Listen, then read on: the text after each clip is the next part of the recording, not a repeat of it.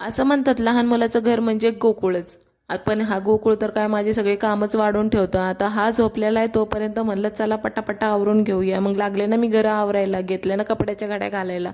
तो मला तर माहितीच आहे माझ्याकडे नाही आहे कपाट. मग मी कियांचा कपडे असे स्टोरेज करून ठेवलेले. तो काय करतो ना, त्याचा मूड खराब असला की सगळेच कपडे फेकून देतो. मग मला काय आवरत बसावं लागतं. हे आमचं नेहमीच सुरू असतं. सासऱ्यांनी आणलं होतं ते कांदे बटाटे ठेवण्यासाठी, पण मी केलाय त्याचा असा वापर. आणि मुलाचं घर म्हणल्यावर कोणती वस्तू कुठे असणार विचारूच नका. पूर्ण घरभर त्याचे खेळणे पसरलेले असतात.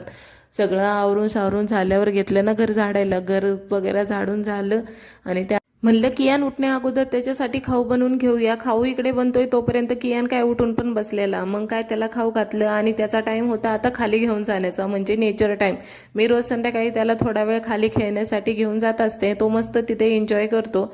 आणि त्यानंतर झाला होता माझा स्वयंपाकाचा वेळ. तो काय चुकणार काय आपल्याला. मग आले मी आणि लागले ना पटापट स्वयंपाकाला. स्वयंपाकामध्ये काय केलं होतं, दोडक्याची भाजी मस्त आणि गरम गरम चपात्या. तर मंडळी, कसा वाटलं तुम्हाला आजचा व्हिडिओ नक्की सांगा. व्हिडिओ आवडला असेल तर लाईक करा आणि चॅनलला सबस्क्राईब करायला मात्र विसरू नका. धन्यवाद. म्हणलं कियान उठण्या अगोदर त्याच्यासाठी खाऊ बनवून घेऊया. खाऊ इकडे बनतोय तोपर्यंत कियान काय उठून पण बसलेला. मग काय त्याला खाऊ घातलं आणि त्याचा टाइम होता आता खाली घेऊन जाण्याचा, म्हणजे नेचर टाइम. मी रोज संध्याकाळी त्याला थोडा वेळ खाली खेळण्यासाठी घेऊन जात असते. तो मस्त तिथे एन्जॉय करतो.